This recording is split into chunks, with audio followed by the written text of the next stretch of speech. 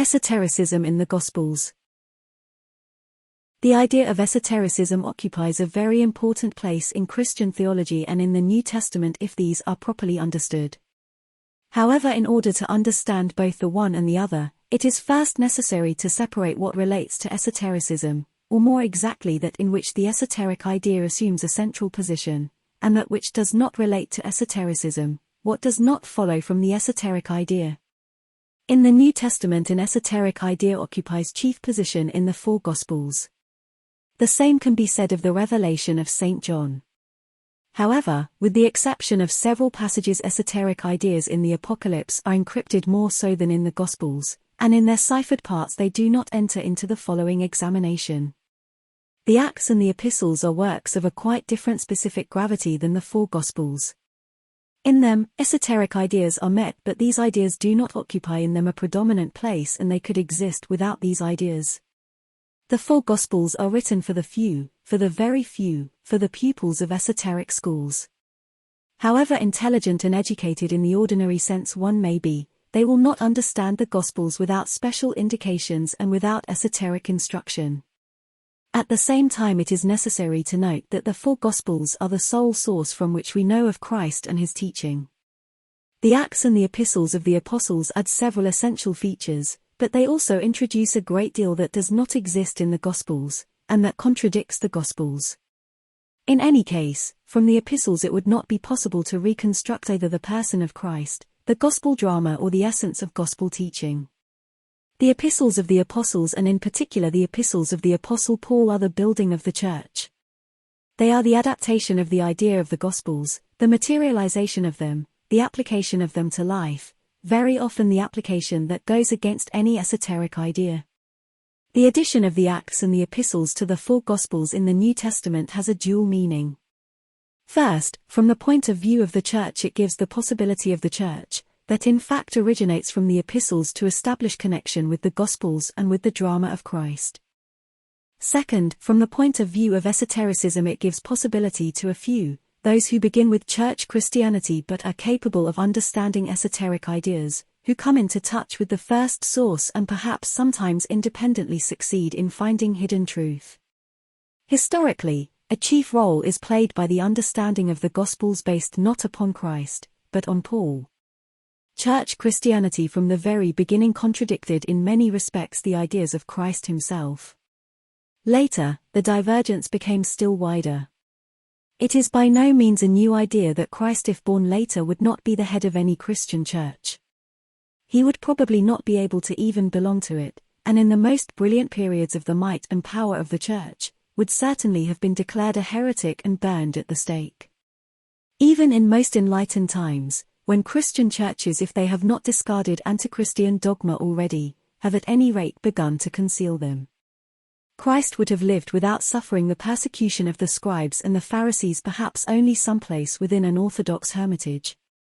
Thus the New Testament and also Christian teachings cannot be taken as one whole. It must be remembered that later cults deviated sharply from the fundamental teaching of Christ himself, that in the first place was never a cult. Further, it is not possible to talk of Christian countries, Christian nations, or even Christian culture. In reality, all these and similar concepts have only a historico-geographical meaning.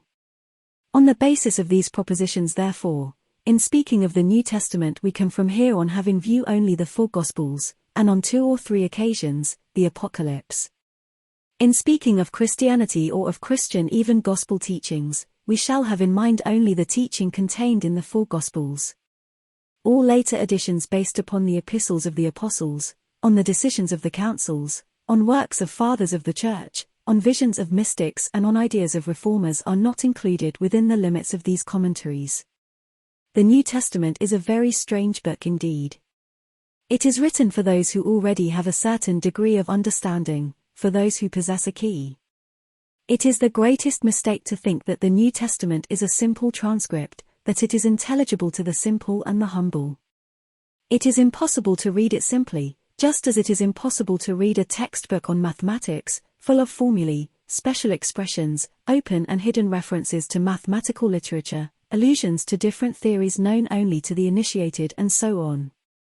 At the same time, there are in the New Testament a number of passages that can be understood emotionally, that is, that can produce a certain emotional impression, different for different people or even for the same person at different moments of their life.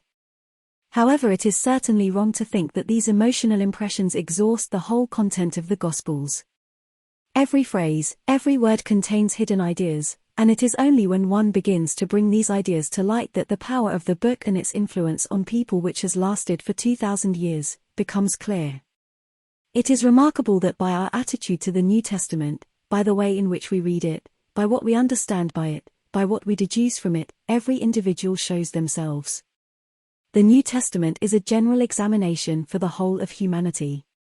In cultured countries of the present day, everyone has heard of the New Testament. For this, it is not necessary to be officially a Christian. A certain knowledge of the New Testament and of Christianity enters into general education. Every person, by the way in which they read the New Testament, by what they derive from it, by what they fail to derive, by the fact that they do not read it at all, shows the level of their development and of their inner state of being. In each of the four Gospels there are many things consciously thought out and based upon great knowledge and deep understanding of the human spirit. Certain passages are written with the definite calculation that one should understand them in a certain way, another in another way, and a third in a third way, and that these individuals should never be able to agree as to the interpretation and understanding of what they have just read. At the same time, all of them will be completely wrong, and the true meaning will consist of something that would never even occur to them of themselves. A mere literary analysis of the style and content of the four Gospels shows the immense power of these narratives. They are written consciously for a definite purpose by those who knew more than they wrote. The Gospels tell in a direct and exact manner of the existence of esoteric thought, and they are in themselves chief literary evidence of the existence of this thought. What meaning and what aim may such a book have if we assume that it is written consciously? Probably not one, but many aims, but first of all indisputably of showing us that there is only one way to hidden knowledge, if they wish and are able to go by that way. To speak more exactly, this aim would be to show the way to those who can go by this path, and in showing the way, make a selection of those who are fit for it, to divide people into suitable and unsuitable from this perspective. Christian teaching is a very stern religion, infinitely far removed from the sentimental Christianity that is created by modern doctrine. Through all the teaching in its true meaning there runs the idea that the kingdom of heaven, whatever these words may mean, belongs to the few. That strait is the gate, and narrow the way, only few can pass through, and thus attain salvation, that those who do not go in are but chaff, that will be burned. See Matthew chapter 3, verses 10 and 12. 10. And now also the axe is laid unto the root of the trees, therefore every tree which bringeth not forth good fruit is hewn down, and cast into the fire. 12. Whose fan is in his hand, and he will thoroughly purge his floor, and gather his wheat into the garner, but he will burn up the chaff with unquenchable fire.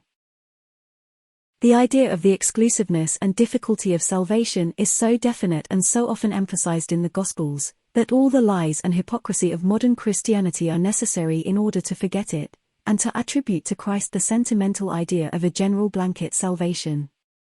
These ideas are as far from true Christianity as the role of social reformer, which also is sometimes attributed to Christ, is from the Christus.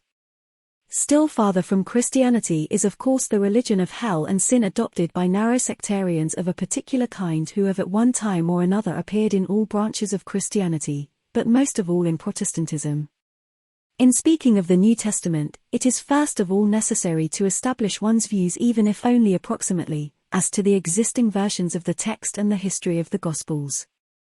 There are no grounds whatsoever for supposing that the Gospels were written by the persons to whom they are ascribed, that is, by immediate disciples of Jesus. It is a more likely supposition that all four Gospels had a very different history, and were written much later than is assumed in official church doctrine. It is probable that the Gospels appeared as the result of the joint work of many persons, who perhaps collected manuscripts that circulated amongst followers of the apostles and contained records of the miraculous events that had occurred in Judea. At the same time, there are grounds for thinking that these collections of manuscripts were edited by those who pursued a definite aim, and who foresaw the enormous diffusion and significance that the New Testament was to attain. The Gospels differ a great deal from one another. The first, the Gospel of St. Matthew, can be considered as the principal. There is a supposition that it was originally written in Aramaic, that is the language in which Christ is supposed to have spoken, and that it was translated into Greek about the end of the 1st century. Though there are other suppositions, for example that Christ taught the people in Greek, as the Greek language was spoken in the Judea of that time equally with Aramaic. The Gospels of St. Mark and St. Luke were compiled from the same material as that which served for the Gospel according to St. Matthew. There is great probability in Renaud's assertions that both Gospels were written in Greek. St. John's Gospel, which was written later, is of an entirely different kind. It also was written in Greek and probably by a Greek, certainly not by a Jew.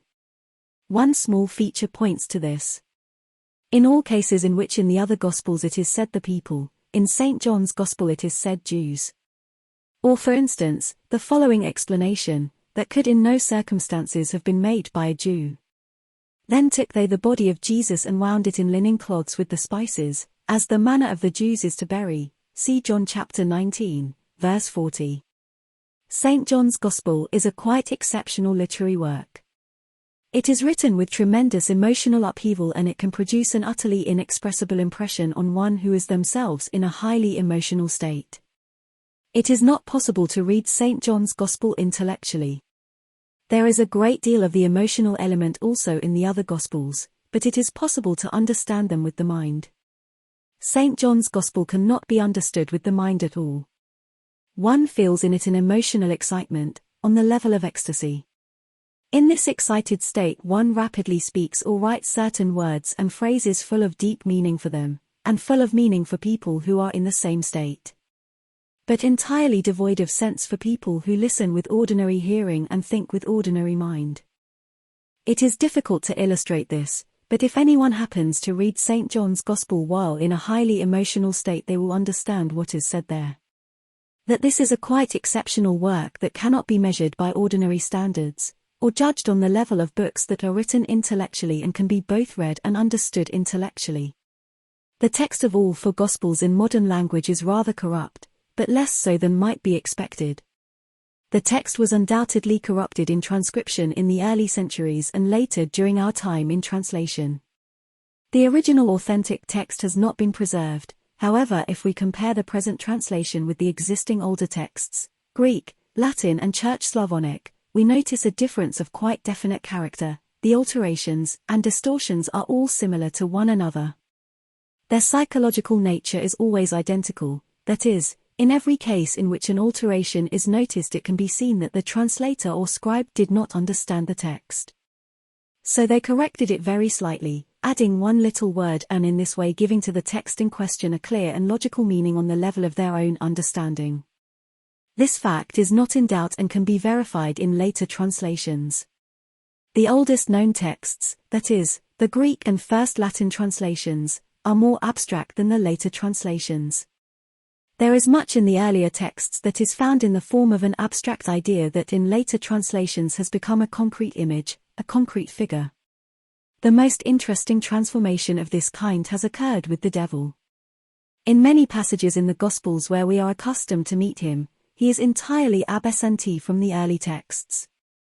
In the Lord's Prayer, for instance, which has entered profoundly into the habitual thought of the ordinary man, the words "deliver us from all evil" in the English and German translations correspond to the Greek and Latin texts.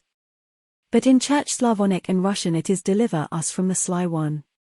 In French, in some translations, it is "me deliver nous du malin" and in Italian "ma liberaci dal maligno." The difference between the first early Latin translation and the later translation edited by Theodore Beza of the 16th century is very characteristic in this respect. In the first translation the phrase reads "sed libera nos a malo," but in the second "sed libera nos ab illo improbo," from the wicked one. Speaking generally, the whole gospel mythology has been greatly altered. The devil, that is, the slanderer or tempter, was in the original text simply a name or description that could be applied to any slanderer or tempter. It is possible to suppose that these names were often used to designate the visible, deceptive, illusory, phenomenal world or Maya.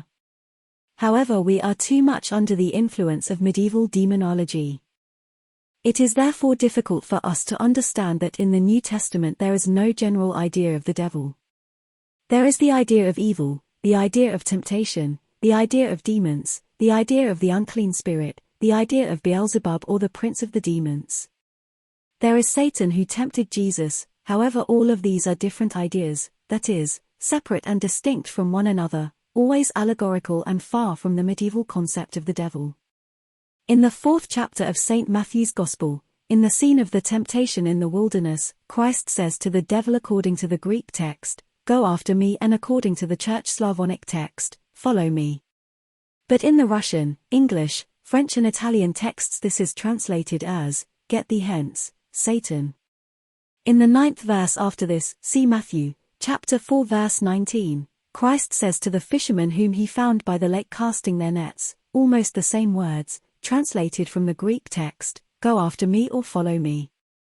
This similarity in addressing the devil who tempted Jesus and the fishermen whom Jesus took as his disciples and promised to make fishers of men must have a definite meaning. But to the translator it of course looked an absurdity. Why should Christ wish the devil to follow him? The result was the famous phrase, "Get thee hence, Satan." Satan in this case simply represented the visible phenomenal world, which must not get hence by any means, but must only serve the inner world, follow it or go behind it. As a further example of distortion of the gospel text there can be taken the well-known words about daily bread, "Give us this day our daily bread." The fact is that the qualification of bread as daily, quotidian, taglik does not exist in the Greek and Latin texts. The Latin text reads, "Panem nostrum supersubstantialem da nobis hodie." The Greek text, which is translated by the Latin word supersubstantialis, according to the explanation of Origen, did not exist in the Greek language, and was specially invented for the translation of the corresponding Aramaic term. However, in the Aramaic text of St. Matthew's Gospel, if it ever existed, it has not been preserved and it is impossible to establish what word was translated by supersubstantialis. In any case, this word was not necessary or daily, since supersubstantialis means super-existing or supersubstantial. An idea certainly very remote from a translation of either necessary or daily. At the same time, how can we know what the Slavonic text translated meant at the time it was created? This word probably did not exist in the Old Bulgarian, just as the previous text did not exist in Greek. Its meaning might have changed later, and it entered into the spoken language with an entirely different sense. In the beginning the Greek phrase used could have meant supersubstantialis, and later it became necessary for life.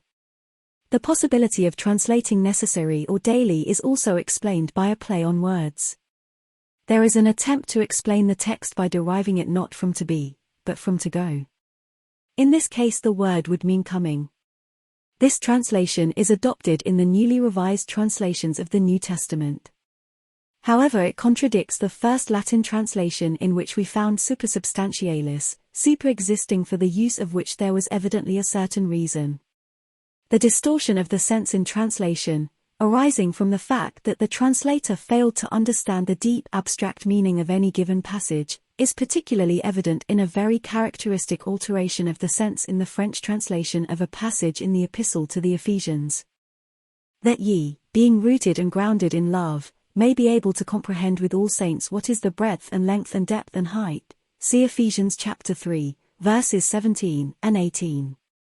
These strange words of unquestionably esoteric origin, which speak of the cognition of the dimensions of space, were certainly not understood by the translator, and in the French translation he inserted the little word "en," which gave the meaning, "that ye, being rooted and grounded in love, may be able to comprehend with all the saints what is its breadth and length and depth and height." The above examples show the character of the distortions of the gospel texts in translations. But in general they are not very important. The idea that is sometimes met in modern occult teachings, that the existing text of the Gospels is not complete and there is, or was another, complete text, has no basis in fact and will not be taken into consideration hereafter.